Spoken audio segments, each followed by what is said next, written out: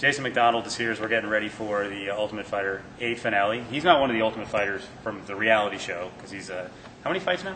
This would be my 9th. So 9 fights with the UFC. So a little bit of a break this time. You actually have more than like 2 weeks to prepare. That's kind of cool. Well, not cool and not cool. You know, it's the good thing about a quick turnaround. If you're not injured and you're still in shape and your weight's still good, what better time to fight than when all those things are in your favor? Obviously, I had 2 quick fights, right? And I had a little time to recharge my batteries, and here I am again, hoping to put on a great performance for live cable television. To give some background, last time around it was August. You fought Damian Maia. Kind of a war. It was good submission battle, and he finally got you, and you got beat up a little bit in that, not too badly. But then instantly, I think you said you got called pretty quickly. They needed a fighter to go against Jason Lambert, and you took it basically on about 2.5 weeks' notice. Yeah, I think 2 weeks. I think it was a 3-week turnaround, but like as I said, I was in shape. Yeah. My weight was good. Obviously, I was disappointed from the loss against Maia. So, what better opportunity to get in there and make yourself feel better by kicking somebody else's ass? Right.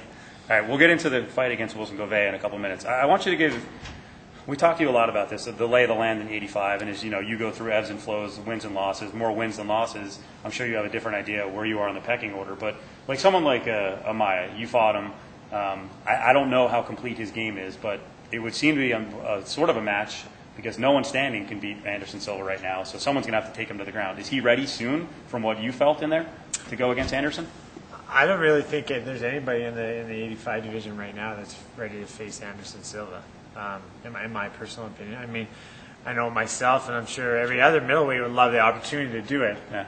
Are we going to fare any better than some of the other fighters? I don't know. It's MMA. All it takes is one punch, one mistake, one submission, but I feel that he's that dominant right now. But hey, I would love an opportunity to get in there and then see how dominant he is. There was an interview recently with Chael Sonnen, who has a wrestling background. He's moving over from WEC because they got rid of the 85 and the 205 classes, and he was saying that rest assured, if he fought him, as soon as he lifted a hand, a knee, an elbow, anything, that he would get him in a double leg, throw him through the cage, and he would be on top of him for 25 minutes. That's pretty bold talk. Yeah, I would say considering Dan Henderson, is a pretty well-esteemed wrestler, and wasn't able to do that. He was able to take him down and get on top of him for part of a round, and then the next round he found himself caught in a rear naked choke. Yeah. Travis Lutter found himself in a triangle choke. So I'm not sure. I agree with them. I think that's your best chance at fighting Anderson Silva, but right. I'm not sure if it's that simple. If it's just as simple as putting him on his back, I'm not sure it's that simple. I think there's a whole lot more to it than that. So from what you've seen, should he be at 205? I mean, that's pretty tough for a guy who fights at middleweight to go, you know what, maybe none of us can beat him and he needs to move up and someone else here can go after the title. Well, I mean, I'm not sure that there's much left for him at 185. I know he's got that loss to Okami. It's a bogus disqualification, but I think people would still maybe like to see that one play out. Okami's earned his title shot, so I think people would like to see that. And then after that, what really is there for him? Nate Marquardt's doing great, but do we want to see a Nate Marquardt Anderson Silva 2? Right. Do we want to see a Rich Franklin Anderson Silva 3?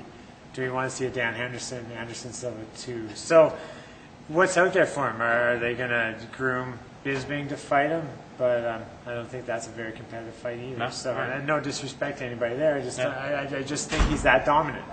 So I don't know what to do with him. Send him up to 205, and there's some great matches. I mean, I'm good riddance. I'm glad to see him go, and it opens up this whole middleweight division opens up again, and it becomes very competitive. But I think there's some exciting matchups for him at 205. I'd love to see Anderson Silva, Chuck Liddell, Anderson Silva, Rampage. I mean, there's countless opportunities out there for him right now at 205 that would be big ticket fights.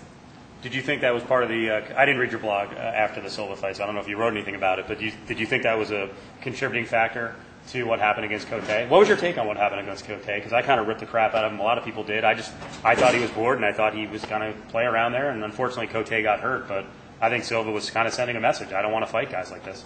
I think so too. If you ask, that's only my opinion. I don't know anything that anybody else doesn't. But it just looked like he was playing with him. It looked like at any time that he could have pulled the trigger and put him away, right. but he was choosing not to. And when he chose to land, he landed. And when and the rest of the time, he was just toying around. And yeah, I'm not sure if he did it to send a message, or more so just to entertain himself. Yeah. I don't think it's honestly, I don't think it's a rip on him. I think it's actually a compliment that he's that good, that someone like Patrick Cote, he could steamroll whenever he wanted. So that's not no shot against Patrick. That's how good Silva is. All right, tell us about Gouveia, because he's been a guy, he's fought at 205 in the past, now he's at 85. He seems like a pretty well-rounded guy.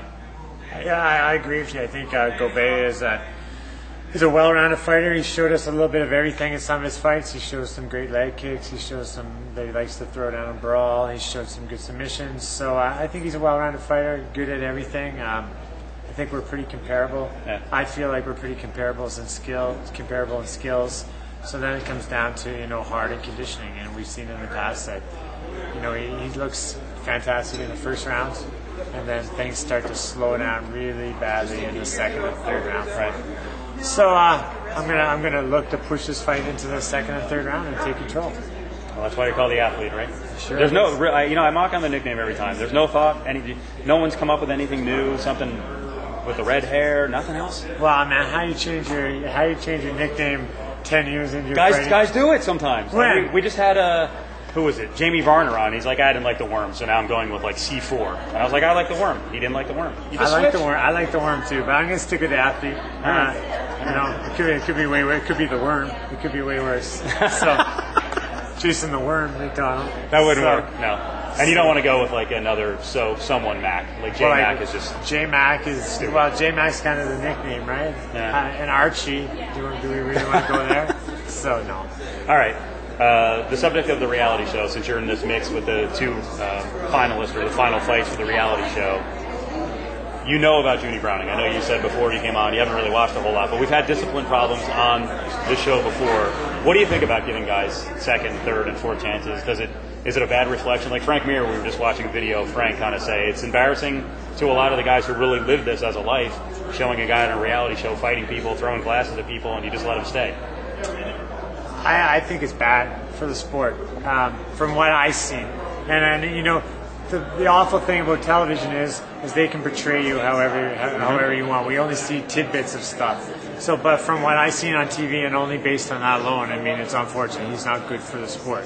But then I speak to people that are close to him now, and they tell me that that's not the Junie Browning that he really is. Right. So I believe in giving everybody a second chance. I think third, fourth, fifth, sixth chances are I don't know, a gift from God. So I don't know how he did it, but he's going to be here on Saturday night, and we'll see if he can get his act together and really become a decent fighter. All right, we're looking for a good show. Good luck in the fight against Gouveia. And take advantage of the big TV audience, because you know how quickly things can change when you get a big win. Yeah, absolutely.